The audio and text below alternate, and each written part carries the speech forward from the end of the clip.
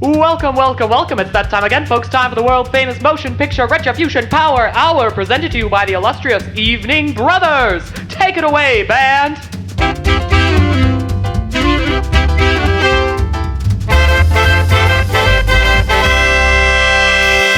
Welcome to MPRPH, the motion picture Retribution Power motherfucking Hour. We're earning our explicit tag right away this time. That's right, bitches. Because it is shitheads. Been 30 Lord anointed minutes since we planned on starting recording, and now we are finally starting. Yeah, we're recording. I am Brother John, and I am Brother Lincoln, and I am Brother Preston. He did it. It's amazing. It's hey, you know what? Did the thing. Small victories. Oh wait, hang on. Motherfucker.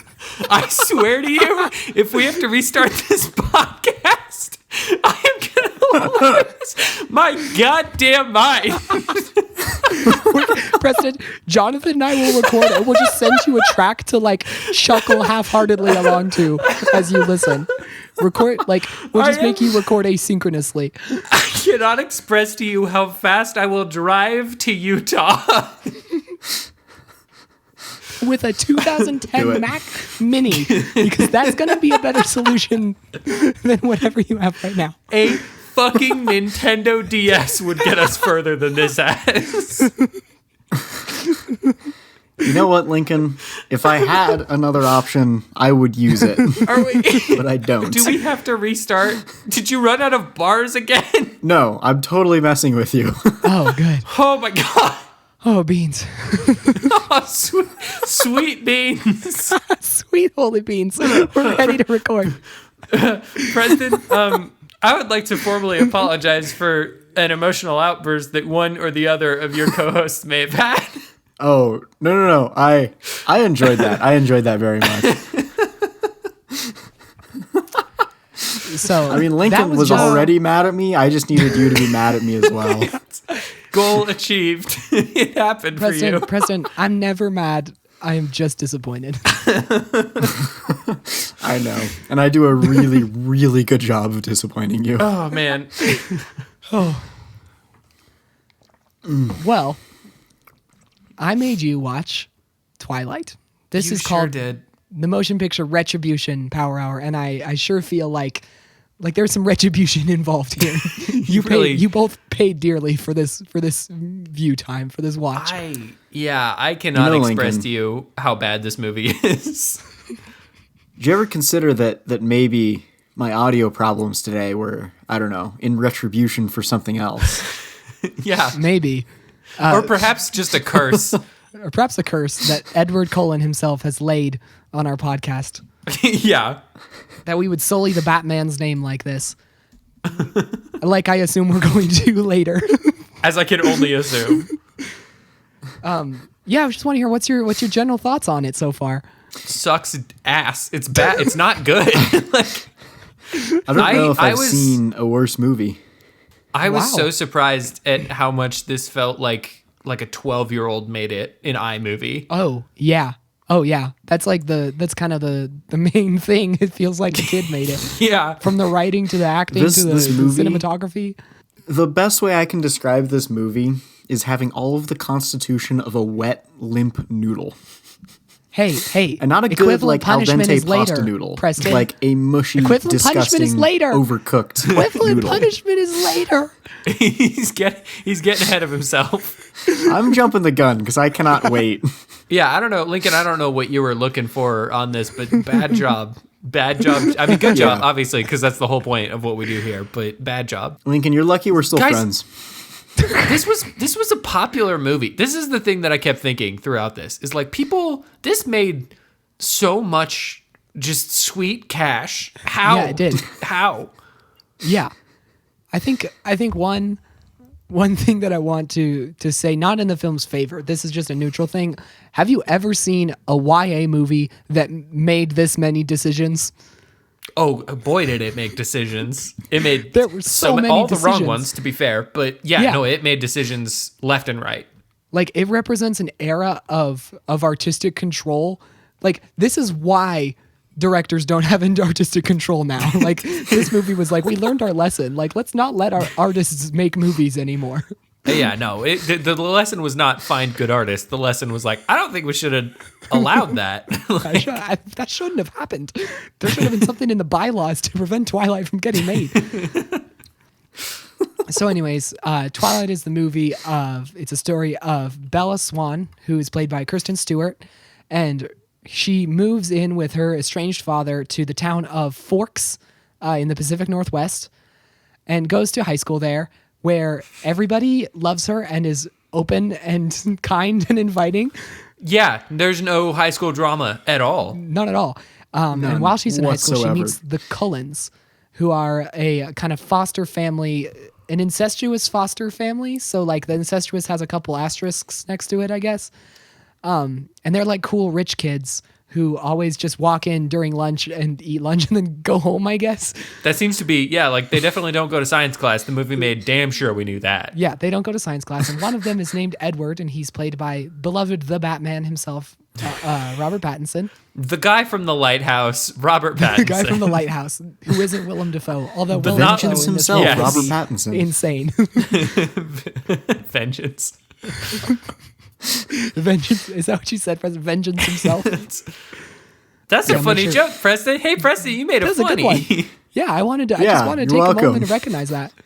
I like I'm that. trying to contribute here. You know, I know I've caused you a lot of anger and frustration, and I'm trying to make up for it. You're doing good. You're doing good already, Also- Preston. Thank Quick side note, Lincoln, before as I derail you, I guess. I kept calling him Peter Cullen, and Peter Cullen is the guy who voices Optimus Prime.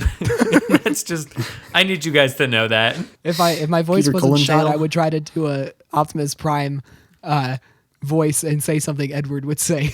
Ooh, can I take a different approach Yeah, and try give you it, guys try just a little taste of Robert Pattinson as a Transformer? It could be it's gonna be Optimus. Wait, Robert we're going Pattinson the other way as, around?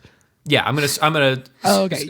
chop and screw it. I'm gonna flip it Yeah, around. yeah. The popular cousin of yes and is yes, but. Yes, Let however. me do my own thing. Yeah. Okay, so it's gonna be him from this movie, just so we're clear. Okay. My name is Optimus Prime. All it takes is a little energon and a lot of luck. I didn't really have a lot to go on with that. No, you didn't. Hey, you know what's cool? You know what I like is when we sort of drive past a joke that's not gonna make it into the podcast. Yeah, just wave it goodbye. Wave that Just little like- bit goodbye. That could have been something. Bye, buddy.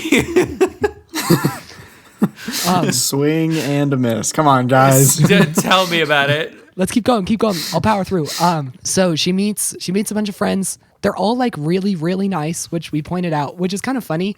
Like, there's no high school drama. It's all just like loving, caring, welcoming friends. And she decides to fall in love with the one guy in literally the whole school who is not loving and welcoming and caring and respectful. In fact, I would go so far as to say he makes up for all the love and care from the other people, Yeah. everyone else in that school. He brings the average back down to the national, normal levels. Yeah. Oh, but before she meets Edward, she meets Jacob, and Jacob again, really, really nice. Just Pretty a chill solid, dude. Solid Pretty chill dude. Chill guy. If there ever, now I'm not suggesting that this would ever happen, but if there ever were to be a love triangle, it seems, just so crystal clear who's like a better person for Who's any a front human runner, being. yeah. But Yeah. hey, what do I know? So she chooses Edward. Edward watches her while she sleeps a couple times. There's a lot of like really groovy amplified electric guitar sounds, which is fun. They fall in love literally through nothing at all. It just is declared by the narration. I am now in love with Edward Cullen. And then they get to know each other after that. So they fall in love, and then they learn who they are. It turns out Edward Cullen is a vampire, which, unlike every other movie in which vampires are cool, here they're total dorks. They're just absolute dweebs. They are the Lincoln, trolls are you from the referring Trolls to movies. Morbius? Yeah, Morbius. Even in Morbius, vampires are cooler than in this movie. Yeah, 100%. And then she goes to meet Edward's quote-unquote family, which is just entirely composed of vampires, and they're also all really nice. Everyone is so kind. I would love to take a quick pause on them being nice and suggest that they're nice. They're nice in a Ted Bundy way. They're not like nice. They're not like welcoming and cool. They're like the totally dad is fine. like, she's part of our family now. Let's protect her. And then they go into great lengths and even hurt themselves trying to protect her. I mean, yeah, but the vibe is not good, is what I'm telling you. Like the scene with the family, there is no part of that that's normal or feels like an interaction two people would have. No, but they're not people. Notice I didn't say human beings. I think vampires are people, and actually I think it's really discriminatory that you would suggest otherwise. Well, I don't think they're people, and I hate this movie, but I do think that they're nice. They're just not nice people. Okay, I think we can all agree that they hate salad bowls, so that's important. Yeah, because one of them crushes them in her bare hands. It's kind of a great scene, actually. Probably the coolest part of the movie. Vampires in this movie aren't allergic to sunlight. They're not vulnerable to crosses or garlic. They have all the superpowers, so like they can fly. They can't transform, even though that'd be wicked cool. And their skin sparkles in the daylight. Yeah, I have a theory about that. I feel strongly that whoever, Stephanie Meyer, is that who wrote this? I feel strongly, because I know that it started as like a 50 Shades fan fiction, or maybe the other way around. Anyway. Other way around. Is it the other way around? Okay, well, then that lends a little extra credence to my theory. I have this theory that she didn't actually do any research on vampires at all, like even a little bit.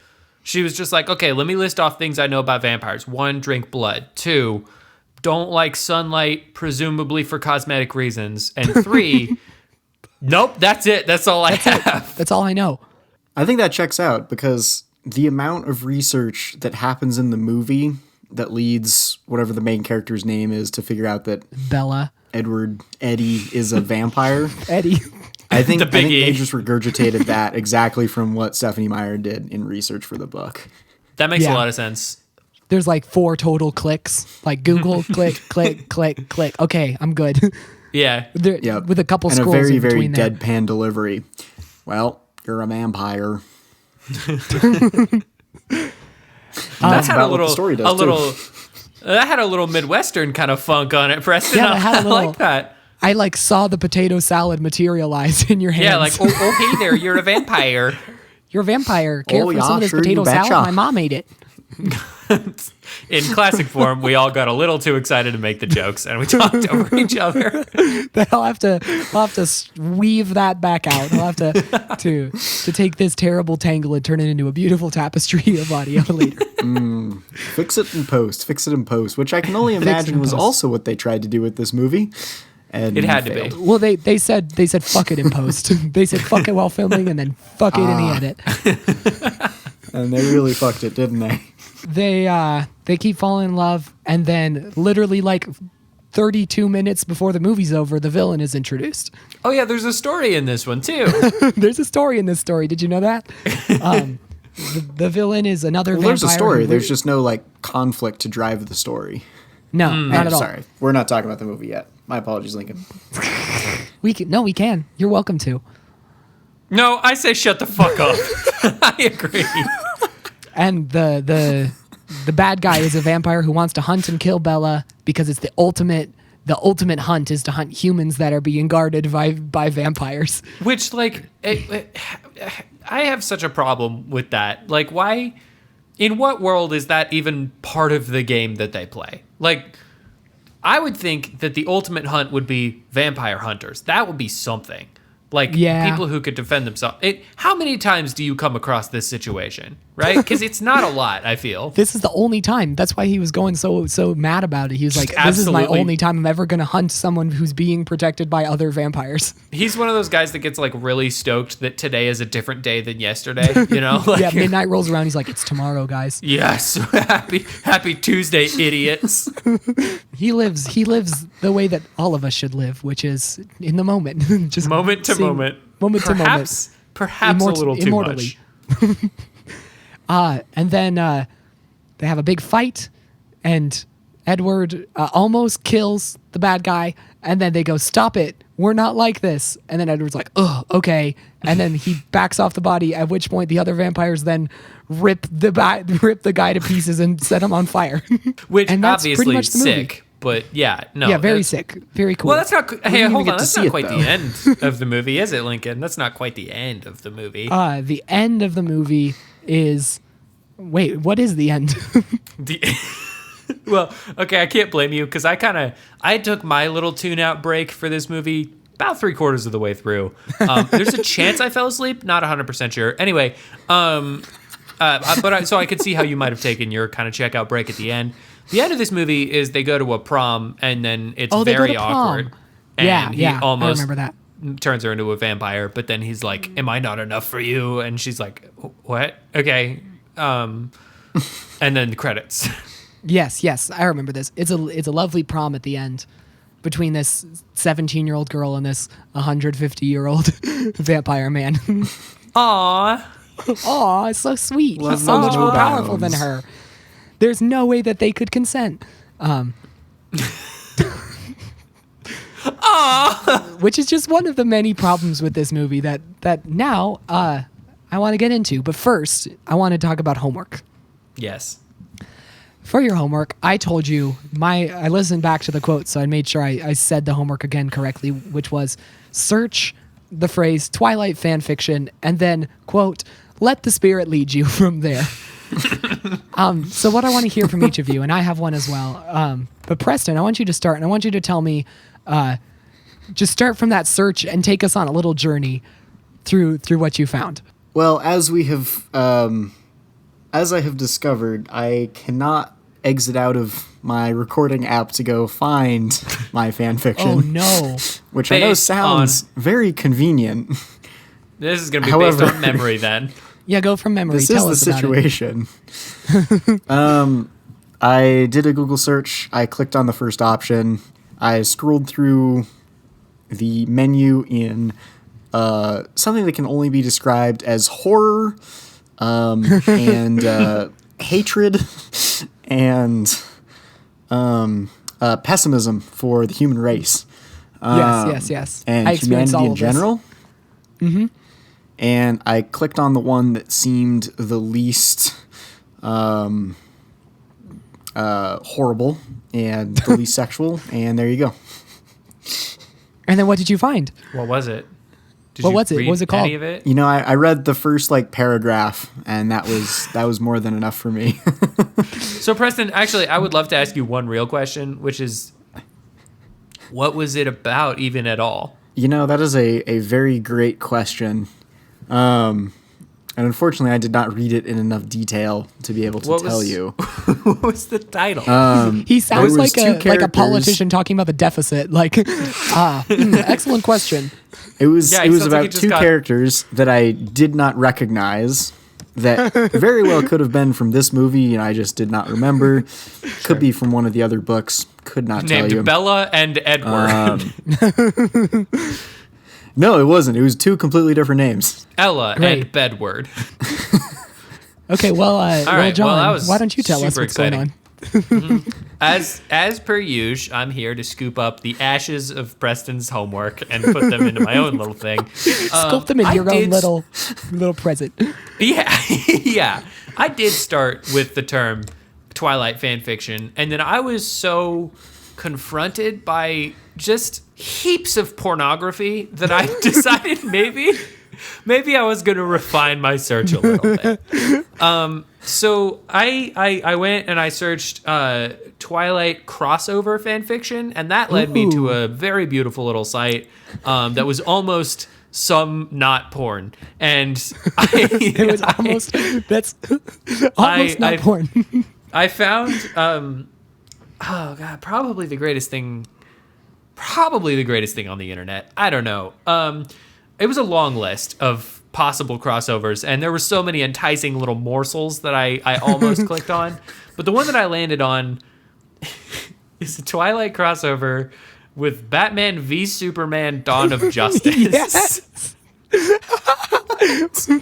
Which was so specific that I had no choice but to look into it. It's a 4-chapter little story, and I'll give you a quick overview because not a whole ton happens in this. I will say, lore-wise, they really dug into both sides. So this takes place as Can I pause you? I want to I experienced a similar thing when I was searching for my fanfic with. Was it literally just like so much description and trying to show off how much you know about the community, and then like the barest resemblance of a story to try to like tie it all together? Absolutely. It was it was like, I have watched every frame of Zack Snyder's Batman v Superman Dawn of Justice, and very little and I know how to tell a story. Yes. So this takes place after Batman v Superman Dawn of Justice, with the assumption that Lois Lane is crushed by a rock and Superman just sort of didn't turn evil, as was prophesied in Batman v Superman Dawn of Justice. Okay. And the general story is Superman repeatedly saves Bella from various... Oh, this is also years after the Twilight saga, where she... Apparently, Edward is dead or gone. I'm not entirely sure. I think he's gone because he's not dead, actually. I know that. Because he comes back and he fights Superman? He doesn't fight Superman. I was so excited about where this was going. Anyway, Superman's kind of the opposite of a vampire. He's like charged by the sun. Well, I mean, the opposite of maybe a normal vampire. That's not true. These ones. I guess he is, in that he's just sort of Matt like any other human man would be. So Bella is a school teacher now, and she has dated around and found nobody that fits her type, which is apparently skeezy little rat man, if we're to appreciate these movies. So she's a school teacher, and she repeatedly finds herself in trouble with a deteriorating society. There's a bunch of crooks around. Superman saves her twice in the first 2 chapters, and then there was an author's note that said, I promise, out of 4, yes. And the author's note said at the end of chapter 2, I promise this isn't just going to be 4 chapters of Bella getting into weird scenarios and Superman getting her out of them, which is, I would say, patently false. That is exactly what happens in every chapter after that. Batman comes in, Bruce Wayne comes in. There's a whole dichotomy with Bella trying to figure out why he's involved in this, and also why Clark Kent's involved in this, and also why Clark Kent reminds her of somebody, but she can't figure out who. Okay, great. Yeah. She says she has the same level of intelligence that she has in the movie. That is exactly correct. By the end of this saga, she is being stalked by Edward again. Superman thinks he's a kind of a weirdo, which is fair because he is. And she adopts a weird little orphan child, and that is the end of the story. John, that is wonderful. Thank you. That is very good. and you really thought that you found the best fan fiction. That's because I'm pretty sure I did. I spent a lot of time and I'm pretty sure that. You didn't. I'm gonna take you on my little journey. Okay. I first opened up incognito mode. Oh, you're so much smarter than I am. And then I turned on a VPN. God, my algorithm is really going to be fucked by this one, huh? Yeah, that was exactly the right word too. And then I went to the fanfic collection on Archive of Our Own, which, I think both of you probably clicked into that and then clicked back out. But yes. I had the courage to continue diving. Couldn't be more proud of you. I sorted by date and then scrolled to the bottom and found one of the earliest Twilight fanfictions ever written. Whoa. And I am going to... Oh, can I? Yes. Okay, give me 1 second.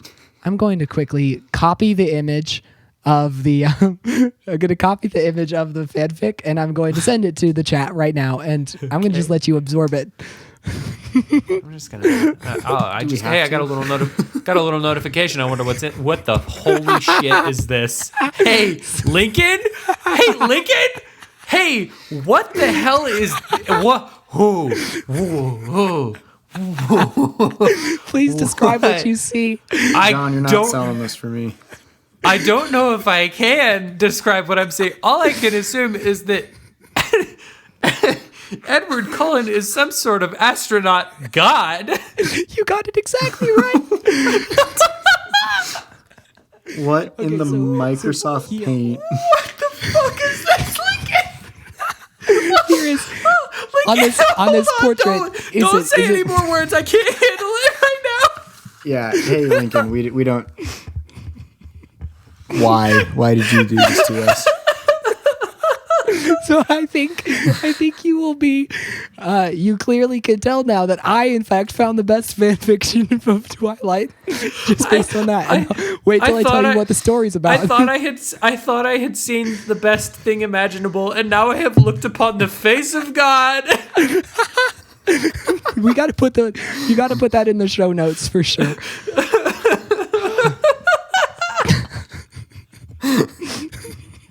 Here's the problem is that I can't stop looking at it. I can't stop making eye contact with it. So I got to describe it. People need to know what we're looking at is what appears to be a Mayan pyramid, which is at the bottom of the frame, and then the title is to the left.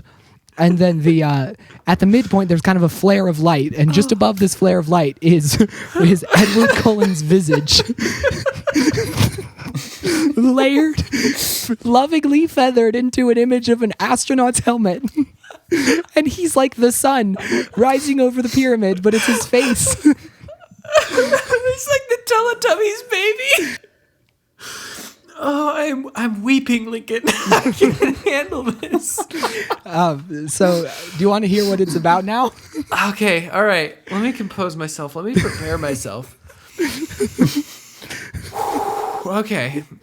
What could this possibly be? Is time travel involved? Strangely, yes, actually. Okay, I'm gonna read you the summary, and then I'll kind of take you through my own summary of it. Okay. This is the official summary posted in March of 2012. So 12 years ago. And 4 years after this movie came out. Yeah. It says, Bella is like every other girl until she touches an unfamiliar stone at the museum, an event that now links her to an astronaut with a strange tattoo. When the end of the world is near, only they can solve the mystery before it's too late, or precisely before December 21st, 2012. What? So, wanna hear what happens now? I would love to hear what I want nothing more than to hear what happens.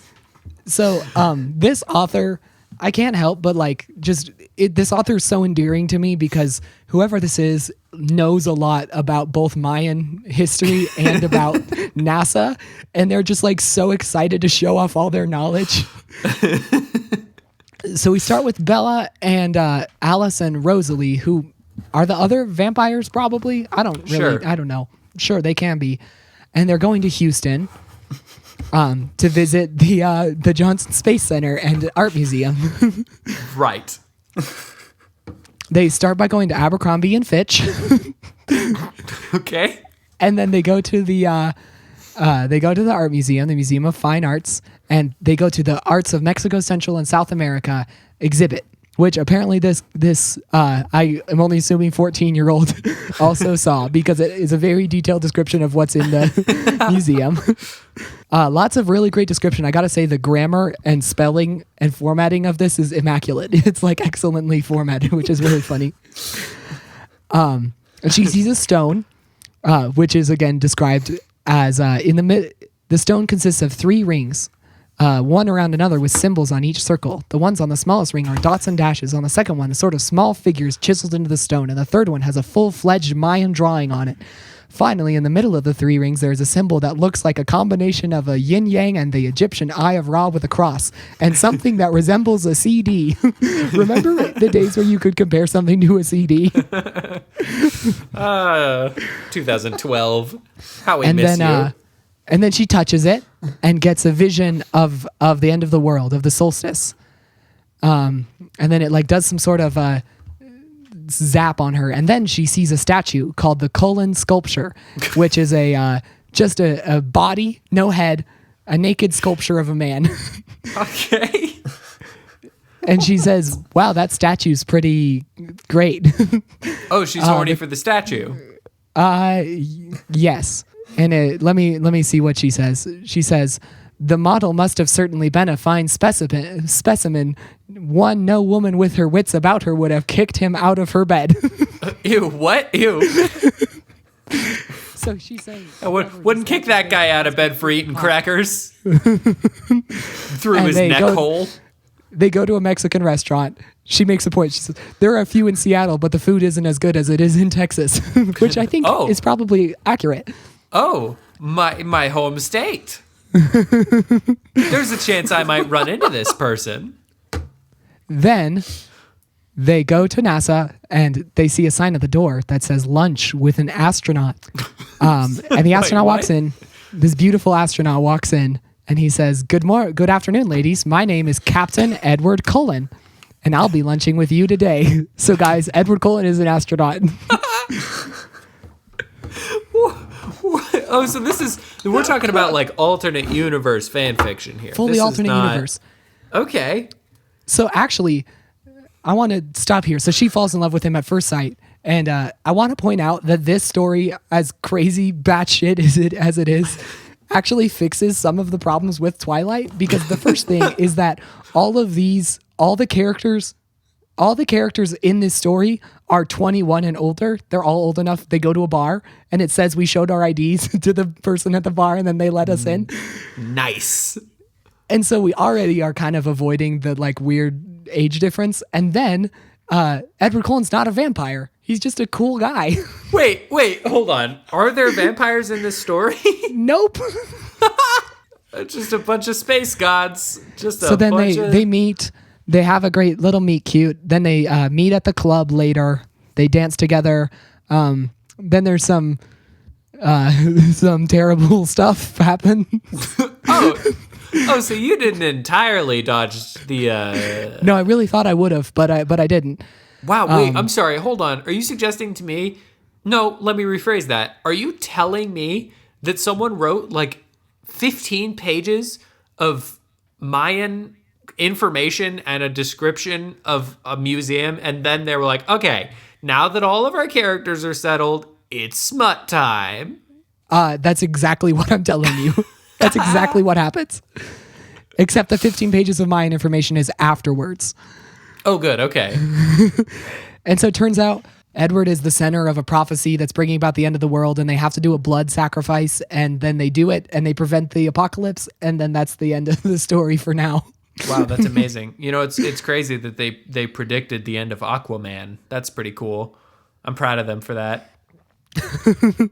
So if you're ever wondering why the world didn't end in 2012, it's because Bella and Edward, the astronaut, Cullen, thanks, did cool a blood regular sacrifice. man space person, Edward.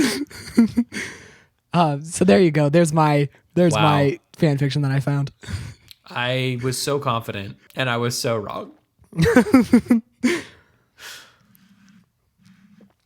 So, I don't even know how to recover from what I just read. Are we going to talk about the movie? I think we need to talk about the movie now. Okay, yeah. I think we have to at this point. Seems like we oughta. Okay, so this movie has a lot of problems with it. I don't know. I thought it was great. I thought it was just a real 10-pointer. It was perfect. I don't know, Lincoln. You've tackled a lot of this, and your poor little voice can't handle much more. So I'm gonna take one of these. There are three things, generally three-ish things that I thought were worth mentioning. I'm sure Preston's got some that he thinks are worth bringing up. The first I feel like is the most obvious, but I just wrote, I too like the visual stylings of an antidepressant ad, because this thing looks so like intentionally bad. I have to assume intentionally horrible. Everything is gray and weird and murky and shitty, and I don't know what happened, but someone saw that and they went, good, put that movie. All I can assume is that maybe they put like a weird LUT right at the end, so it was like it was about to go out and somebody put a weird color grading thing over everything, over the whole file, and then they were like, fuck, shit, it's out. And then everybody was like, oh, what a stylistic choice. And they were like, yep. Yeah, this movie is so blue dabba dee dabba die to the point where like things that should be other colors are actually blue, and things that should be red are actually gray at this point. You know, like human flesh. Yeah. Like it should not be hard to tell the difference between which people are vampires and which people are not. But boy, is it. It should not be down to the eye color Yeah, I mean, the color grading is horrible. The action is half-assed at best. It's no ass. Absent at Quite bad. worst. Preston, what were you just doing? You're just looking off in another direction. Making sure that my thing was still recording. Okay. I actually can't fault you for that. I'll allow it. I will second that. Just That the is- action being so terrible. Like there were times where every so once in a while, I saw a shot and I went, "Huh, that's an interesting shot." And then somebody would jump around like it was like a music video, and I went, "Ugh."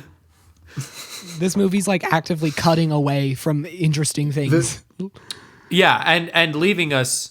Well, yeah, because like anything that could be any sort of interesting fun to watch is just so motion blurred that you can't actually enjoy anything. Yeah. This might be the only movie that I turn on those stupid motion settings on my TV just to like try to get it to look more clear. Try to even it out. Yeah, it might look like a normal movie that way.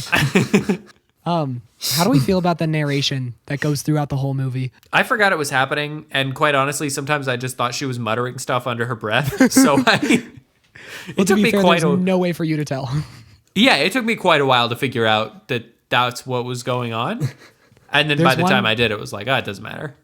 There's a great moment near the beginning where the narration happens and she's standing up next to her bed and she just literally stands in silence and waits for the narration to finish and then she sits down. Yeah, I don't know. I feel like that's such a 2012 thing, 2008 thing to do. Oh yeah. That I'm. It's like that's so the least of my worries. When I'm so like obsessed, it just all I can think about for the next probably week or so is going to be her like sitting on his back like Yoda while he runs up a hill. That's not an image that leaves a man's mind all too quickly. I guess that brings us to the other thing that they're basically not vampires, they're X-Men. Oh, they are the most X-Men you could get. Like they're like a found family of people with special abilities who are like under the care of a doctor who like, And a has couple of mansion. downsides here and there. I really, really love when he's showing off all his powers because it's been revealed that he's a vampire, and he goes, as if you could fight me, and then he grabs the stick and throws it. Like just a regular stick. It's like a regular stick. It's not like an impressively big stick. Yeah. He looks like a homeschool kid when he's doing that. Like Yes, he does. He looks like he's like, I could kill you. Then he runs in a little circle and like comes back. This whole movie, it's so funny. Like they want to show the vampires that they have power, but they're like hard limited by what they can actually accomplish in camera. Right. So they're like, hey, grab the boat and gently pull the boat towards the shore, which is very easy to do. And then we'll speed it way, way up and make it look like you have superpowers. Yeah. Hey, get out of the car, walk around and open the door. And then we're just going to zoom that up. And it's going to look so good. Which is kind of a nice Blade throwback when the There's just car zero split like up. creativity with any of that. Yeah, that's true. Oh, yeah. They just sort of dropped some in randomly just for shits and giggles and didn't try to make it creative or interesting or like eye-catching at No, all. or realistic. Like if I was able to do any of the shit that they can do in this movie, aside from throwing regular size sticks around, because I guess I could do Yeah, you that. can do a lot of the stuff that you can pull a boat back to shore if it's That's near true. the dock. If I was able to do the things that they do at the can break a speed at mirror. which they do them, I would probably like that would be the only thing I do. That's everything Yes. I would do. I want to talk about one thing that I kind of love about this movie is just how much of a dork Edward is the whole time. Oh, he's so cute. Like it's like a 14-year-old's idea of what like a powerful like creepy stalker man like with an obsession is, but he really rings just like a 14-year-old who has like an interest. 100%. Yeah. Like all of his like, oh, I want to eat you, Bella. I want to suck your blood, but I don't. It just feels like a young, like a middle schooler explaining like the Five Nights at Freddy's universe to me. Like he's just such a dork, and it's kind of lovable. You're like, okay, I kind of get it. I kind of get how you're charming because you're like just so awkward and terrible, but like so earnest. Oh yeah. But then every once in a while he'll turn around and it just there's just something in the energy, in the air in which he turns around that I'm like, you're gonna beat the sweet hell out of her in this moment. Like, I don't know what it is, but every once in a while it'll like pan or be like a Dutch angle, and it's like, oh, this could be like a full blown abuse story in about 2 seconds. Yeah, and then you're like, oh shoot, because the movie just wants to constantly like. You're constantly in tension between the actual people on the screen and the story telling you how terrible their relationship is probably going to be. Yeah, which I feel like, okay, that was a question I had. Do you feel that are we supposed to feel like this is a healthy romance? Because that's what everyone seemed to take away from this is like, oh, what a beautiful love story. That's not my thought at all. I asked my sister, who is an actual teenage girl, and I said, is this like are you like into this? Is this like something that you would find like fascinating or whatever? And she was like, not at all. This is really weird. So I don't know what it was about people in 2008 that led them to think this was nice, but from basically everyone's eyes now, it feels, it's a terrible relationship. I don't want to make too many judgment calls here, but is there any chance that people in 2008 just like hadn't been hurt yet? Is that possible? I think like Obama was just president. We're like, we're optimistic as a nation. We're recovering from the crash. It's like, you know what? Everything's going to turn out fine. This relationship will be beautiful. We're starting like a new space program and we're like, oh man, we're going to try some stuff out. Like this is going to be great. Everybody's going to love this. Awesome. Yeah, I think so. I think we were in a period where we couldn't be hurt, much like Bella. Yeah, so we were just like, what? How else will we find our trauma? If we were not recovering from our goth phase. Like we need to feel it somehow. I wrote a note. My second thing that I wanted to bring up is I actually just in this case I just wrote dun dun dun dun dun dun dun dun. So I wanted to talk about like Pattinson's a good actor. So yeah. So what the fuck happened? What happened? Like we've talked a lot on other, unnamed podcasts. We've talked a lot about how like a bad script is hard to be saved by a good actor, but very rarely do you find a good actor being blatantly bad in a movie. And that's the thing is that it's not just him, because I think Anna Kendrick's pretty good. I think in the right context, Kristen Stewart can be really good. And absolutely 0% of the people in this movie are at all good. None of them at all. I think the beginning, not a one. The beginning of it is that I think it wasn't cast very well. Okay. I think Tell like me by about appearances, that. I think the appearances, like their looks are fine, but I think the like Kristen Stewart should be playing kind of like a streetwise kid, like someone who's like kind of sardonic and joking and has a kind of a rapport, like she's like has rapport with people. Sure, yeah. But Kristen Stewart is just playing it as melancholy and like quiet and sad as she can. Basically, they wrote Kristen Bell and they got Kristen Stewart. And then Edward, I think he's playing it too straight. I think if he was more ridiculous and like if he was a little zanier. Yeah. So what you're saying is it should have been Jack Black. That would have. I was actually thinking Michael Cera. Oh, that's wonderful. Oh, that's incredible. That's actually it's something that I've loved doing recently is like trying to recast movies, like who I would have cast. And hear me out.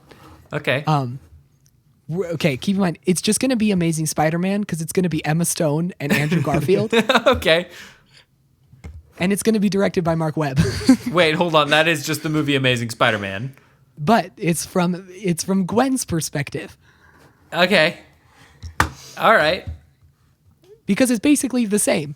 Okay. Actually, yeah, And that brings me to this interesting question is this movie, I don't think it meant to do this, but it accidentally showed what would it be like to live through being the damsel in distress in a story.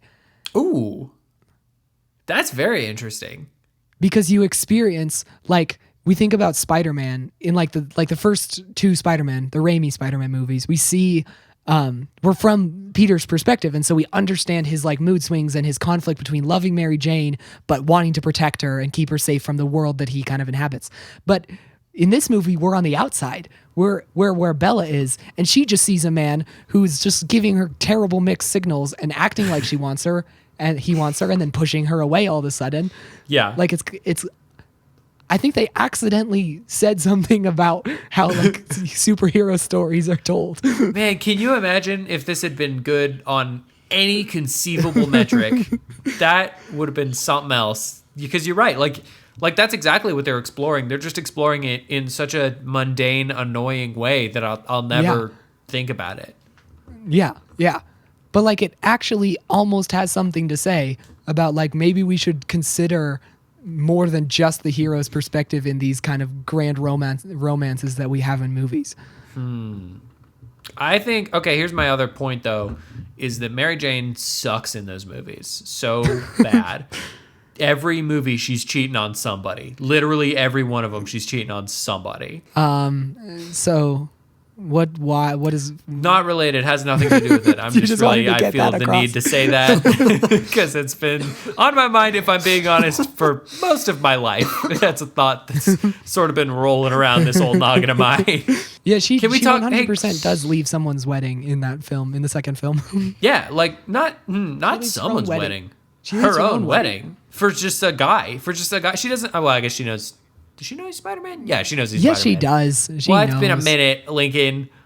I had to think about that for a second. Can we talk about baseball? I feel like we have to talk about baseball. Yes, I was about to ask if we talked about baseball. The most fun scene in the whole movie. Definitely. And also profoundly the worst, right? The worst scene that they made, but also in the way that I like, that tastes good to me.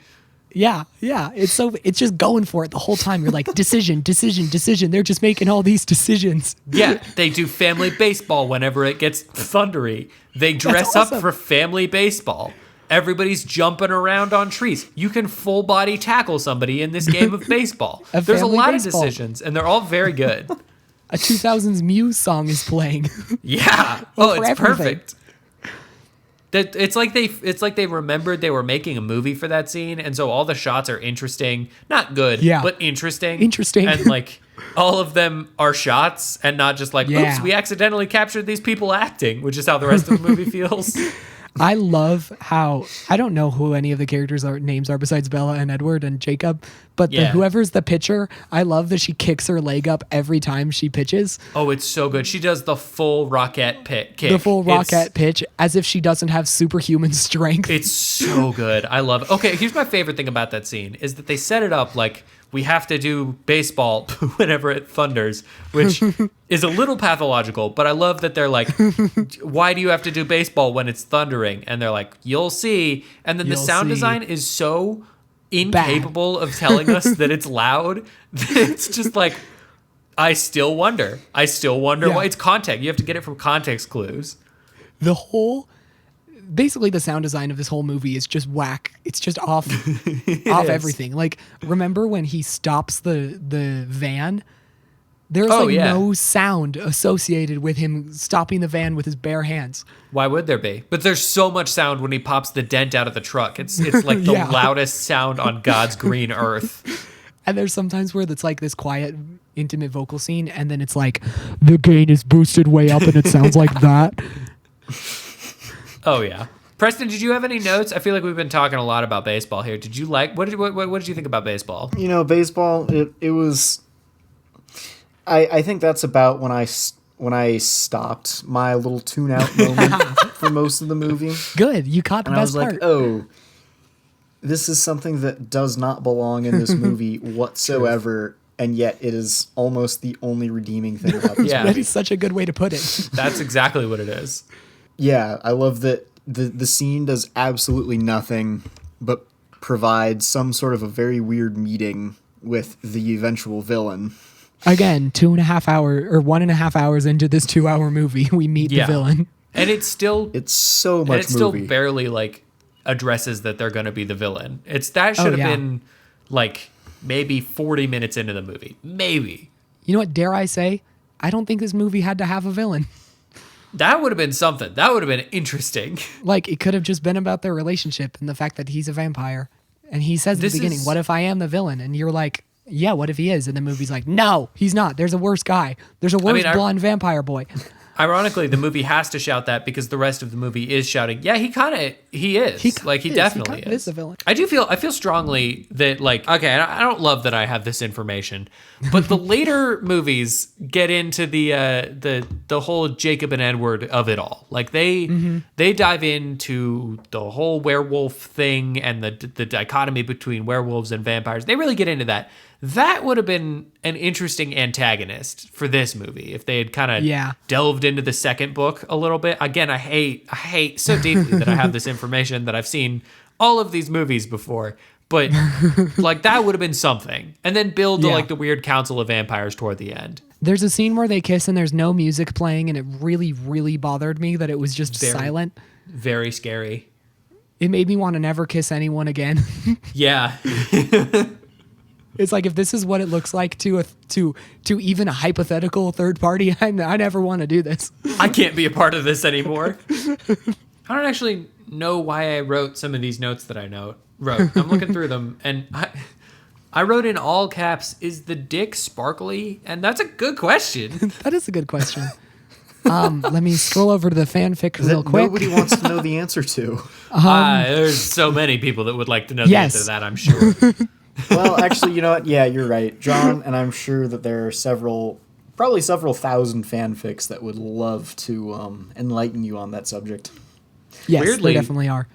Probably the weird Mayan one that Lincoln found would tell us, I bet. I don't know. You want me to send you the link? I do not want that. I want nothing less than that. Can't be clear. Send it to his work computer, Don't send it to any computer, any of them. Well, as this is a power hour and we have probably a power 40 minutes of podcast, I would say we should probably dive into our equivalent cinematic punishment. Yeah. Oh, we should explain cinematic punishment because we've never done it before. That's true. Yeah, we go through and we just give some examples of what this is the general equivalent punishment to. So I'll kick her off. This is watching this movie is the cinematic equivalent to looking at an apple and thinking, gosh, that apple looks kind of bad, and then tasting the apple and going, yeah, it's pretty bad. This movie is a cinematic punishment to holding a piece of ice in your hand until it completely melts all the way. This movie is the cinematic equivalent of being really excited to make a sandwich and realizing that you only have the heel of the bread left to make that sandwich. And you're just disappointed the entire time. And very thick cut ham and no knives. John, were you about to have an issue with? Yeah, well, I don't know. I didn't think that was strong enough. I would say that this is the cinematic equivalent of holding a piece of dry ice until it completely evaporates. Officially melts. This movie is the cinematic equivalent of trying to have a fun podcast with your friends and one of them just absolutely ruining it every single time. I know. Come on, Lincoln. This is the cinematic equivalent of getting a coffee at like a nice coffee shop and then forgetting you got it and then going back to it and it's cold now and it's just not good. It's disappointing. This is the cinematic equivalent to walking into a room and forgetting why you walked into that room and then leaving and then realizing why you walked in and then going back to the room and forgetting again and doing that like 15 or 16 times in a row. I think that might be it, boys. I think that's the best one. So, I think there we go. That's 1 point for Lincoln. Guys, I feel like I did a bad job hosting because I think I still might be a little sick. I don't know. It's tough to tell. I think you did great. I think, there's grace to be had. For not the for you material, I think you did fairly well. Yeah, you gave about as much effort as anyone else in this movie. Whose turn is it? Do we know? It's going to be Preston's turn. What order this goes? It's mine. Preston's turn. All right. It's mine. As I want to guide into this. We'll it's a rotating system for who recommends requires. Who forces movies on the other two. It is Preston's turn. Goes Lincoln, Preston, me, as I have just learned. Preston, go ahead.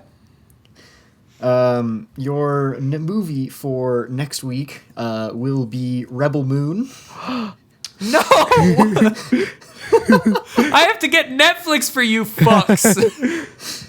I mean, I paid for a month of Peacock to watch Twilight, so That's valid. You know what? now Respect my that. That's algorithm fair. is totally fucked for that month. So Okay. Okay. I assume you're talking Anyways. about Zack Snyder's Rebel Moon. yep. And do we have any homework? Good. I was trying to think of a homework assignment, and I in my usual style, I do not have one. Great. You're like a cool substitute teacher who we're like, oh sweet, Preston's teaching today. Ooh, can I exactly? Can I suggest the a little bit of substitute homework? teacher that nobody wants? No the teachers want, kids but all the really students like. want. Yeah. Exactly. Can I be teacher's pet and suggest a little homework for this? No. Yes. Good. I happen to know that Zack Snyder will be releasing his Snyder cut of this movie, and I think our homework should be to figure out what's going to be different. Yeah. Okay. Great. I like that. That is the homework assignment. That is genius. Well, thank you. Preston, you could have rented Twilight. Yeah, you could have Sorry, just paid hold on. like $3 You didn't for have it. to get Peacock. You could have just rented Right. it. It was either rent it for $3 or pay $6 for a month of Peacock. Okay. Okay, That's all right. fair. I see the efficiency there. I'm sorry, Lincoln. I railroaded And I get to watch again. the Continental, so not mad.